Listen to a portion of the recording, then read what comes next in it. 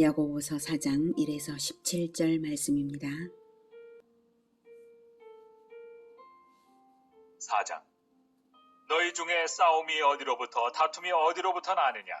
너희 지체 중에서 싸우는 정욕으로부터 나는 것이 아니냐? 너희는 욕심을 내어도 얻지 못하여 살인하며 시기하여도 능히 취하지 못함으로 다투고 싸우는도다. 너희가 얻지 못함은 구하지 아니하기 때문이요 구하여도 받지 못함은 정욕으로 쓰려고 잘못 구하기 때문이라. 간음한 여인들아, 세상과 벗된 것이 하나님과 원수됨을 알지 못하느냐? 그런즉 누구든지 세상과 벗이 되고자 하는 자는 스스로 하나님과 원수되는 것이니라. 사랑하는 형제 여러분, 9월 29일 목요일 저녁 묵상에 오신 것을 환영합니다. 3장에서는 믿음이 행함으로 열매 맺는다는 원리를 전제로 말에 실수가 없도록 혀로서 오직 찬양과 축복의 말을 전하는 선생이 될 것을 권면했습니다.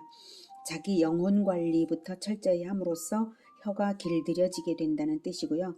화평이 아닌 것은 위로부터 온 지혜가 아니라고 했습니다. 화평하게 하는 자들은 화평으로 심어서 의의 열매를 거둔다고 했습니다. 믿음은 반드시 행함으로 나타나기 때문에 영혼 관리를 하고 화평으로 심으라 거죠. 최고의 계명은 온 힘을 다해 하나님을 사랑하라는 것과 자기 자신처럼 이웃을 사랑하라는 것인데요.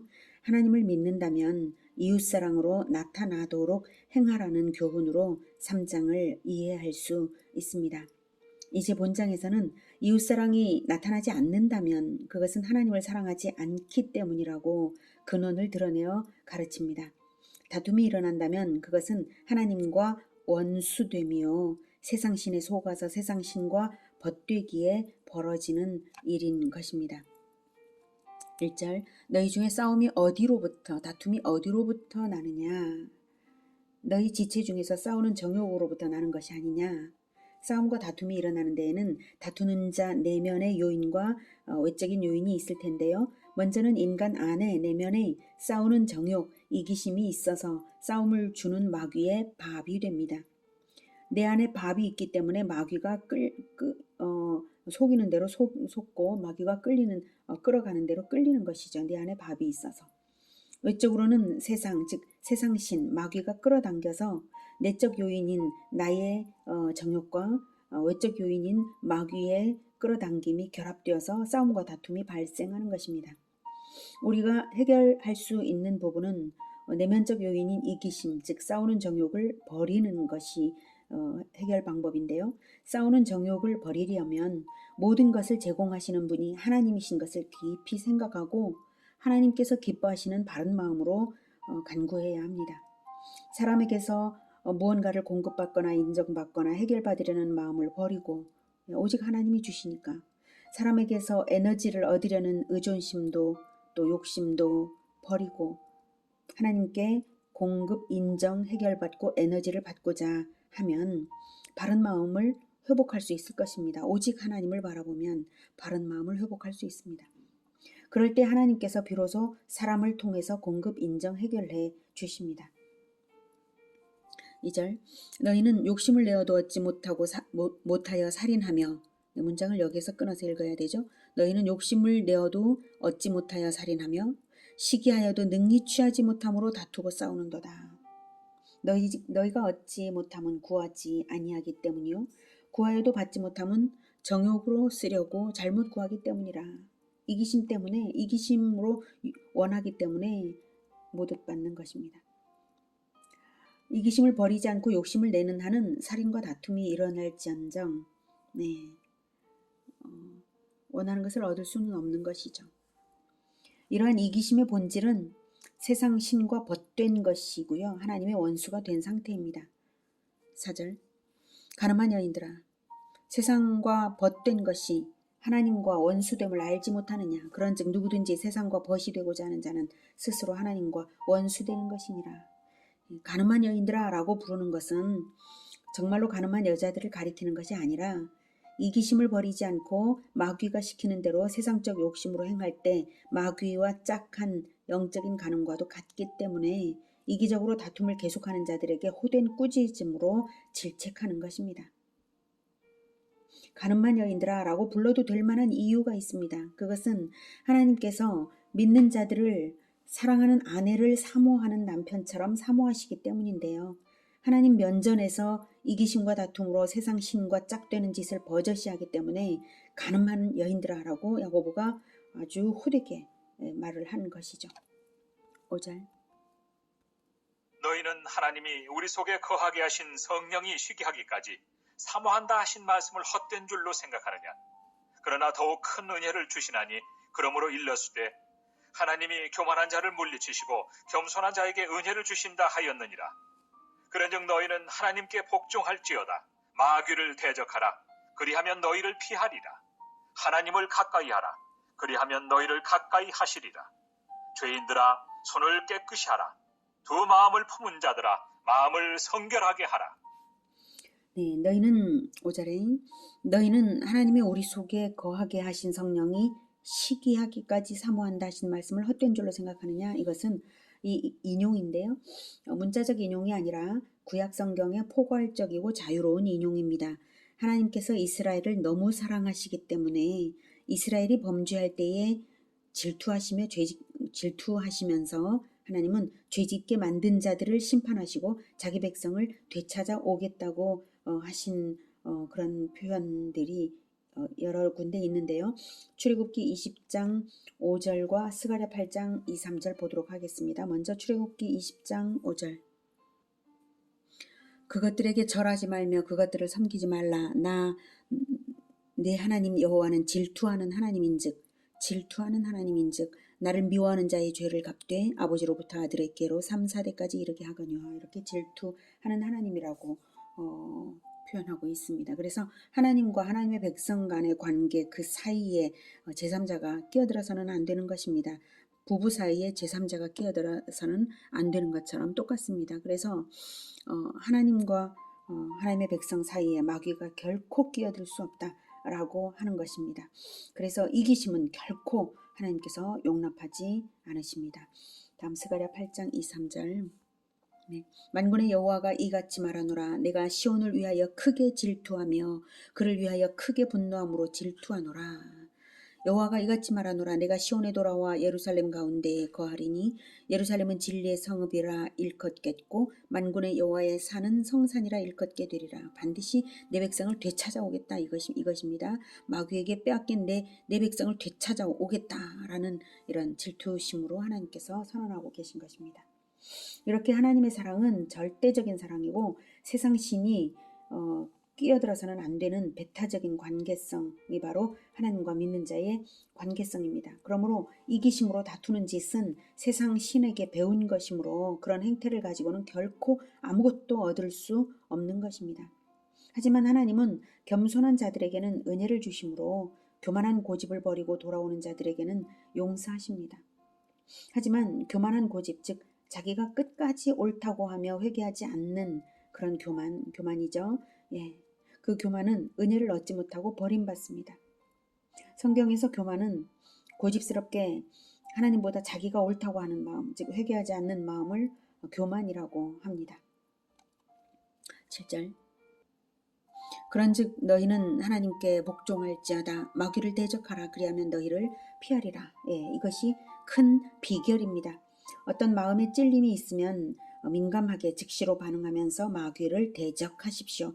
즉효가 있습니다. 나에게 이기심을 주는 마귀는 예수 이름으로 떠나라. 이렇게 명령해 주십시오. 이기심이 떠납니다. 나에게 미움을 주는 마귀는 예수 이름으로 떠나라. 이렇게 명령해 주십시오. 미움이 떠납니다. 이렇게 예수 이름으로 마귀를 대적하고 나서 하나님께 긍휼을 간구하는 기도를 하십시오. 8절. 하나님을 가까이 하라.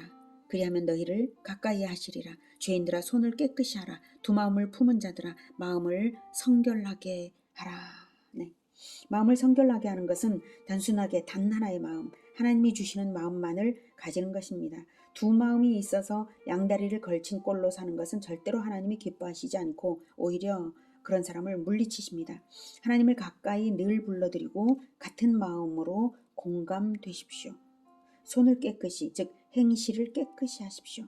믿는 자의 행실은 하나님 대신이기 때문입니다. 9절. 슬퍼하며 애통하며 울지어다. 너희 웃음을 애통으로 너희 즐거움을 근심으로 바꿀지어다.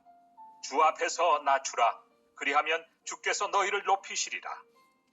두 마음을 여전히 가진 채로 있다면 하나님만으로 만족 못하고 이 세상 주는 것으로 만족하고자 계속 추구하고 있다면 그것은 아주 큰 화근입니다. 두 남편을 두려는 여자와 다를 바가 없으니 화근이 아니고 무엇이겠습니까? 그런 상태가 된 여자는 남편에게 애통하며 울며 용서를 구해야 할 것입니다. 마찬가지로 우리가 두 마음을 품었다면 하나님께 애통하며 회개함으로써 이기적인 마음을 버려야 합니다. 그래서 슬퍼하며 애통하며 울지어다 라고 하는 것입니다. 교회 안에서 일어나는 다툼의 원인이 이기적인 욕심 때문이라면 하나님을 대적하는 죄라고 원리를 밝혀서 교훈했는데요. 그런데 한편 이기심 때문이라고 할 수 없는 비방 행위들이 있기도 합니다. 그럴 경우는 합당한 다툼일까요? 그렇지 않습니다. 비방의 근거가 그럴듯해 보일지라도 비방은 하나님의 심판권을 침해하는 행위가 되기 때문에 절대로 안 되는 것이죠. 11절부터. 형제들아 서로 비방하지 말라. 형제를 비방하는 자나 형제를 판단하는 자는 곧 율법을 비방하고 율법을 판단하는 것이다. 네가 만일 율법을 판단하면 율법의 준행자가 아니요 재판관이로다. 입법자와 재판관은 오직 한 분이시니 능히 구원하기도 하시며 멸하기도 하시느니라. 너는 누구이기에 이웃을 판단하느냐? 네, 형제를 비방하는 것은 자기 자신을 율법 위에 두는 행위가 되어서 결국은 하나님을 비방하는 것과 동일한 죄가 되고 마는 것입니다. 율법에 대한 역할은 하나님과 인간이 확연하게 다릅니다. 율법을 기준으로 볼 때 하나님은 율법을 주시고 율법대로 재판하시는 분이시고요. 인간은 율법을 지키는 자일 뿐입니다. 율법대로 판단하는 것은 하나님 또는 하나님의 대리자가 진리대로 정한 영역 안에서만 대리자인 경우에는 그렇게 하는 것이고 율법대로 판단하는 것은 하나님이 하실 일이지 인간이 할 일이 아닌 것입니다. 입법자이면서 재판관이신 하나님이 구원도 하시고 멸하기도 하시는데 우리가 형제를 비방한다면 형제를 구원할 자격이 있는 자라서 비방하는 것입니까? 그 형제를 멸할 권세가 있어서 비방하는 것입니까? 구원을 하지 못할지언정 비방을 하는 것은 절대 있을 수 없는 일이라고 역설하고 있는 것입니다. 이렇게 이기심으로 다투거나 비방하거나 다 자기 주제를 몰라서 저지르는 일들인데요. 우리의 주제를 알아야 합니다. 우리는 그저 안개 같은 존재입니다. 13절. 들으라. 너희 중에 말하기를 오늘이나 내일이나 우리가 어떤 도시에 가서 거기서 1년을 머물며 장사하여 이익을 보리라 하는 자들아. 내일 일을 너희가 알지 못하는도다. 너희 생명이 무엇이냐? 너희는 잠깐 보이다가 없어지는 안개니라. 너희가 도리어 말하기를 주의 뜻이면 우리가 살기도 하고 이것이나 저것을 하리라 할 것이거늘 이제도 너희가 허탄한 자랑을 하니 그러한 자랑은 다 악한 것이라. 그러므로 사람이 선을 행할 줄 알고도 행하지 아니하면 죄니라. 장사하여 이익을 보리라 하는 자들아 라고 하는 것은 일종의 비유입니다. 사업하는 사람들만을 대상으로 말을 한다기보다는 바로 그처럼 하나님의 섭리는 도외시하고 세속적 욕망에 사로잡혀서 인본적인 계획과 인간의 뜻대로 다 될 줄로 알고 그렇게 살려는 세속적 태도에 대해 경고하는 것입니다. 하나님께서 당장이라도 부르시면 떠나야 하는 인생임을 생각하며 겸손의 자세를 잃지 말아야 하는 거죠. 이기심도 그래야 겸손의 자세를 잃지 말아야 당장 부르시면 떠나야 하는 그런 안개 같은 존재다. 이 생각을 잃지 말아야 이기심도 버리고 비방하는 마음도 버리고 자기가 주권자 행세를 하지 않고 살아가는 것이죠. 15, 16절 너희가 도리어 말하기를 주의 뜻이면 우리가 살기도 하고 이것이나 저것을 하리라 할 것이거늘 이제도 너희가 허탄한 자랑을 하니 그러한 자랑은 다 악한 것이라. 도리어 이렇게 말해야 마땅할 것이 아니냐 이거죠. 주의 뜻이면 우리가 살기도 하고 이것이나 저것을 하리라 이런 태도로 주의 뜻이면 우리가 부르시면 우리가 떠날 것이고 주의 뜻이면 우리가 살기도 하고 주의 뜻이면 내가 하는 것이 안 될 수도 있지만 주의 뜻이면 이것이나 저것도 다 잘 될 것입니다. 이거죠. 무엇을 하든지 주의 뜻 안에서 하겠습니다. 라고 이러한 태도로 주의 뜻이라면 주의 뜻 안에서 할 것을 하리라 하는 것이 마땅하다는 것입니다. 주의 뜻을 도외시하고 자기 계획을 앞세우면 그것은 다 허탄한 자랑입니다. 주님께서 한순간이라도 쓸어버리시면 아무것도 아닙니다. 모든 것은 다 주 하나님의 것입니다. 17절 그러므로 사람이 선을 행할 줄 알고도 행하지 아니하면 죄니라. 최종적으로 다시 행함을 강조하고 있습니다. 순종하기로 결단만 하고 행함으로 나타나지 않고 여전히 이기심을 못 버리는 것이기 때문입니다. 여전히 자기 주권을 내려놓지 못한 것이기 때문입니다. 그러므로 자기 내면을 하나님 앞에서 직시해야 합니다. 내가 주권자 행세를 하고 있는가? 하나님의 종으로서 살고 있는가? 선을 행할 줄 알면서도 행함이 없다면 여전히 자기 주권자 행세를 하며 마귀가 하는 짓과 동일한 짓을 하고 있는 것입니다. 오늘은 이웃을 사랑하는 행함이 없고 오히려 다투고 비방한다면 하나님께 대하여 간음과도 같고 재판권 침해와도 같고 주권 탈취와도 같음을 배웠습니다. 이웃 사랑을 못하는 원인은 결국 하나님 사랑이 없기 때문인 것이죠. 하나님 사랑과 이웃 사랑은 직결되어 있습니다. 이웃을 미워한다면 하나님을 미워하는 것입니다. 하나님의 원수된 것입니다. 늘 하나님 앞에서 정직하게 하나님의 주권자 되심을 인정하고 하나님을 가까이 하며 하나님과 공감되시기를 기원합니다. 그러면 자연히 이웃을 사랑하고 긍휼을 베풀 수 있을 것입니다. 하나님 대신에 행하는 것이기 때문입니다. 하나님을 가까이 하고 마귀를 대적하며 이웃사랑으로 행복한 우리 모두가 되기를 기원합니다. 기도하겠습니다. 하나님, 우리는 이기심으로 다투기 쉬운 자들이고 설령 이기심이 없다고 해도 교만한 마음으로 비방하기 쉬운 자들입니다. 사람을 의심하여 경계심을 가지고 선을 행하지 못하기도 합니다. 하나님, 우리의 이 어리석음을 불쌍히 여겨주셔서 우리에게 하나님을 뜨겁게 사랑하는 마음으로 이웃을 긍휼히 여기고 사랑할 수 있게 도와주시옵소서. 하나님의 그 마음 우리에게 주셔서 하나님과 공감되어서 이웃을 사랑할 수 있게 하여 주시옵소서. 그래서 선을 행할 줄 알고 어떻게 행해야 할지를 알 때에 그것을 행하는 자들이 다 되게 주님 도와주시옵소서. 우리가 하나님께 배우면서 행함으로 따르겠습니다. 예수 그리스도 이름으로 기도드립니다. 아멘. 이어지는 시간은 개인 기도 시간입니다.